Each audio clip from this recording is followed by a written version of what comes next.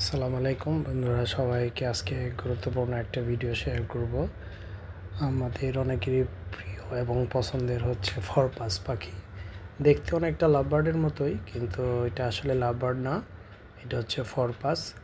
ফরপাস পাখির ছেলে মেয়ে চিহ্ন নিয়ে অনেকে কনফিউশনে পড়ে যায়, কিন্তু এই ছেলে মেয়ে চিহ্ন খুবই সহজ। এখন আমার হাতে যে পাখিটি ধরা আছে এটা হচ্ছে ফিমেল।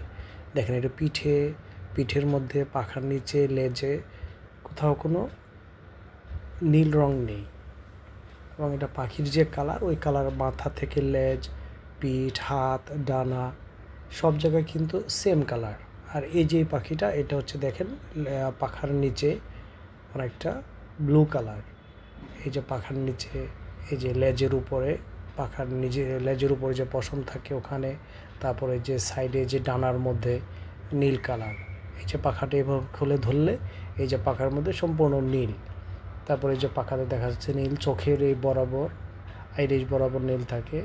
এই যে পাখাটা এইভাবে খুলে ধরলে পাখার মধ্যে নীল দেখা যাবে। এই যে স্পষ্ট দেখা যাচ্ছে গাঢ় নীল রং।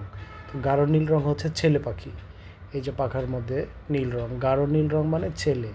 এই যে এটা হচ্ছে সম্পূর্ণ ছেলে পাখি। এই যে এখন গোল চিহ্ন জায়গাটিতে নীল, প্রচণ্ড গাঢ় নীল রং, এটির জন্য এটা ছেলে। এই যে গাঢ় নীল রং, এটা নির্দেশ করে যে এটা ছেলে পাখি।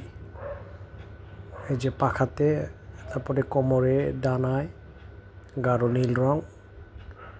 এই যে এটা একদম পিঠটা, একদম মাথার শরীরের কালার, এখানে কোনো গাঢ় নীল রং নেই, যার কারণে এটা মেয়ে পাখি,